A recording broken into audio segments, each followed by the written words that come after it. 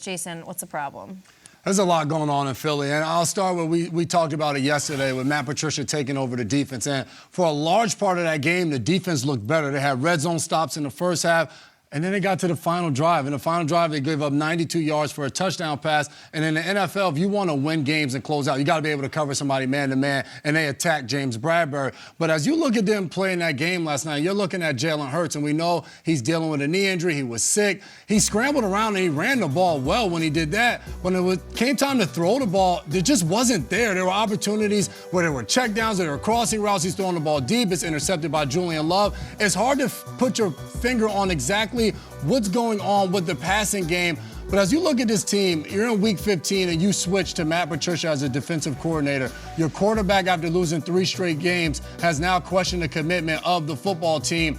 You got to start to wonder with this Philly team, they're in a storm, and are they going to be able to work their way out of it? Kyle brought up the 49ers earlier, losing 3 straight games in the season and then being able to bounce back. They were also dealing with injuries at that point of the season and going through it. For this Eagles team, your guys are, for the most part, out there. Slay will be back soon, had the knee procedure. But there's nobody coming. There's no help around the corner.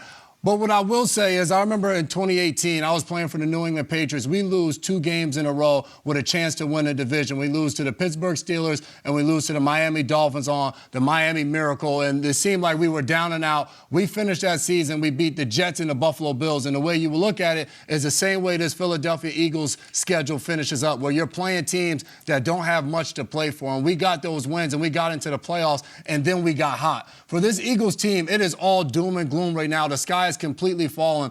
You're 10-4.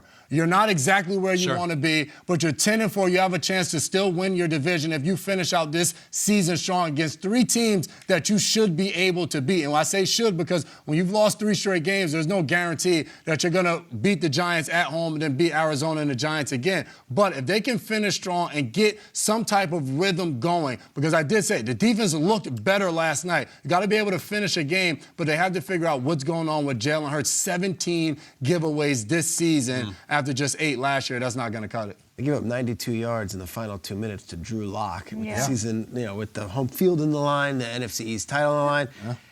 You make a decision as rash or as brash. I shouldn't say rash. I'm sure there was a lot of months in the making of, and they know what they got with Sean Desai. When you make a decision like, we're a 10-3 division-leading team, and we're going to remove our defensive coordinator, that defense better deliver, or better show signs of improvement there. They gave up 4 different 3rd and 10s last night. Bradbury was cooked by Metcalf multiple times. Bradbury's a highly paid defensive back on this team. 4 different 3rd and 10 conversions for Drew Lock and the Seattle Seahawks. I sound like I'm being really patronizing and condescending to Drew Lock. I'm not. It's just that he hasn't started a game all season, and he wasn't their quarterback last year. And for 2 years, he's been waiting on the bench, and he comes in and he gashes this Eagles defense. You can't have it happen. You can't. And when the team needed him most, yes, the defense looked improved in the 2nd and 3rd quarter. Defense was invisible in this drive. They talk about the pass rush and how important the pass rush is. And, last year it was everybody, and it was Reddick coming off the edge. Pass rush was invisible last night in the second half. And in the 4th quarter, I'd love to give Jalen Carter the Defensive Rookie of the Year award, and I'd love to say that, this guy, Hassan Reddick is still the best pass rusher in the division and all that stuff. There wasn't that pass rush when they needed it. So the Matt Patricia decision is such a bold decision to make for a team this late in the season, for a team that is this good. When you're 10, that you can't give up 92 yards in 2 minutes. This is a shame. They put Sean Desai up in the box. The cameras are showing him. It's like he's on special projects now. What's his title? I have no idea.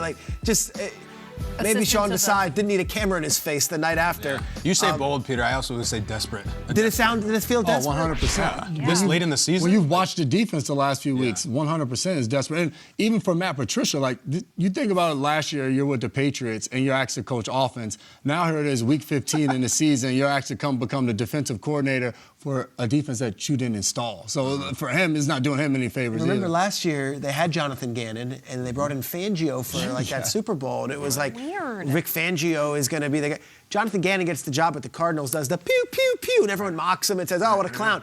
They could use Jonathan Gannon right now. Jonathan Gannon's defense plays every week. I'll just say this, the Eagles, It does feel like it's desperation time. I've got friends, like we all live in this. I've got guys like my buddy Tony, Colin, Larry. All my buddies who are Eagles fans are freaking out. You'll know what your team is. You got the Giants twice and the Cardinals. You'll know by the time the playoffs start if you belong or not. But right now, it certainly is teetering the wrong way. Gannon, I mean, how about Steichen? Yeah. How do the Colts look right now? Yeah. They look good. Great. That's a big loss. I think what's frustrating for Eagles fans is there's not like the stock reason why you're losing. Oh, we got riddled with injuries. We don't have this guy. We don't have that guy. You got guys. Like, you have all the guys. You just can't win.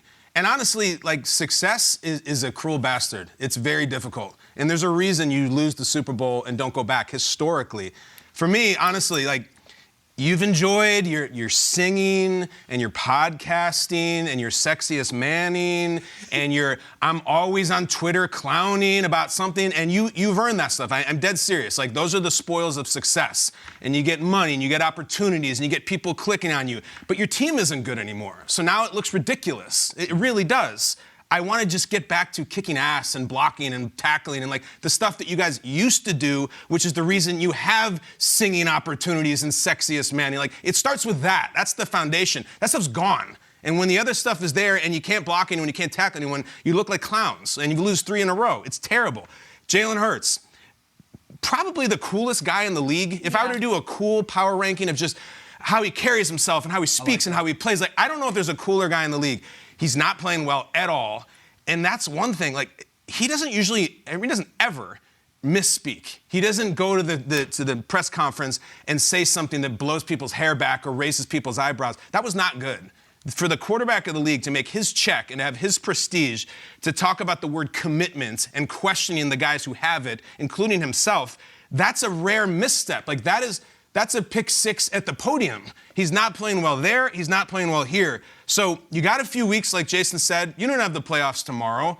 You got all the players. You have the coach you think you are going to bring you to the Super Bowl. Can you just, like, shut the bleep up and get up and ball out and just wake up? Because they're asleep right now. They're flat. They're helpless. They just look like nothing like I recognized from a month ago. And I think it starts with the number 1 quarterback, who right now I don't recognize. So, having been assigned to the Colts and Steelers game last week, production meeting with Gardner Minshew went as follows. We asked him what are some things that he learned about his time in Philadelphia with Jalen Hurts, and he answered the question, that guy is as cool of a competitor as I have ever been around. And he doesn't use the term cool the way you are, which is wildly applicable. It was about when faced with adversity, when faced with issues in a locker room and amongst a team, you cannot find a better leader. He learned a lot about Gardner Minshew, the veteran, from Jalen about how to be an impeccable leader. And now we're seeing Jalen Hurts with his back up against the wall, answering questions using words like commitment, but then doesn't want to put the definition on what commitment means. Really interesting headline, I thought, from the Philadelphia Inquirer this morning. Did Nick Sirianni rearrange the wrong set of deck chairs after offense flutters in loss to the Seahawks? Seattle doesn't have a good defense. They're like a bottom 4 defensive team in the NFL. Without Witherspoon, without Jamal Adams last year. Exactly. And so we're all focused on, I can't believe these changes didn't take defensively with Matt Patricia. What's the offense doing? I mean, it's the joke used to be, I can't believe those Eagles lost to the Jets. I can't believe the Eagles have lost 3 straight, and the nature in which they've lost those games as well.